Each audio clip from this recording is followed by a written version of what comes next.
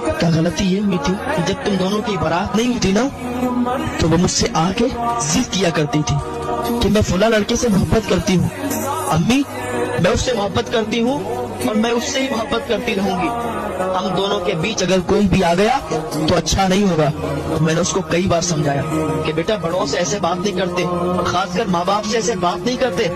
तो अगर किसी से मोहब्बत करती है तो देखेंगे तेरे रिश्ते के बारे में, सोचेंगे लड़का अच्छा है या नहीं है, तब भी तेरी आगे बात चलाऊंगी। लेकिन उसको कुछ समझ में नहीं आता था।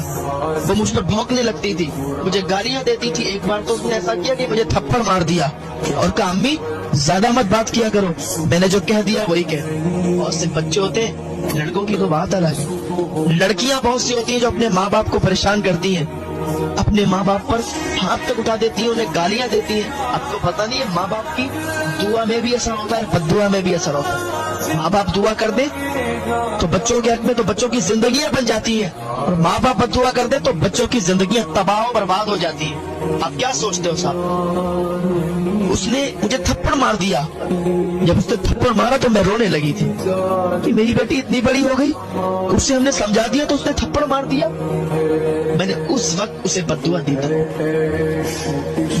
थी। उसने थप्पड़ मारा, मुझे भी नहीं अच्छा लगा। और अगर कोई माँ बाप को सताए तो क्या अल्लाह खुश होता है उससे? अल्लाह नाराज होता है। उसने मुझे सताया, मुझे थप्पड़ मारा, मुझे गालियां दी, मैंने बर्दाश्त किया। आज यही सबब है कि उसकी कब्र पर कुत्ते भौंकते हैं, और सिर्फ कुत्ते ही नहीं बल्कि उसकी कब्र के अंदर अजाब भी होता है। हाफिज़े कुरान होना अलग बात है, लेकिन माँ बाप की नाफरमानी करने वाला, उसने माँ बाप की नाफरमानी की तो वो बख्शा नहीं जाएगा। माँ बाप का मर्तबा बहुत निराला है, माँ बाप का मर्तबा बहुत बड़ा है। माँ बाप की कभी भी नाफरमानी नहीं करना। हाँ, ये अलग बात है कि माँ बाप जब 50 साल से ज्यादा उनकी एज होती है, उनकी चिड़चिड़ाहट, उनका चिड़चिड़ापन, उनको गुस्सा आना तेजी के साथ ज्यादा हो जाता है। लेकिन तुम्हें इतना हक नहीं बनता कि तुम अपने माँ बाप पर उंगली उठाओ, अपने माँ बाप को गाली दो, अपने माँ बाप को हड़काओ। ऐसा तुम्हें किसी ने हक नहीं दिया।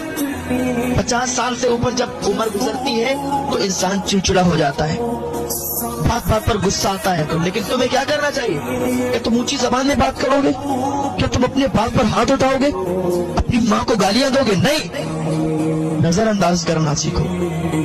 वो कहते जाएंगे और आप सुनते जाएं। यही सब्र है, और यही सब्र आपको एक दिन ऐसी कामयाबियों की मंजिल पर ले जाएगा कि आपका मुकाबला करने वाला कोई नहीं होगा। आप इतने कामयाब हो जाओगे।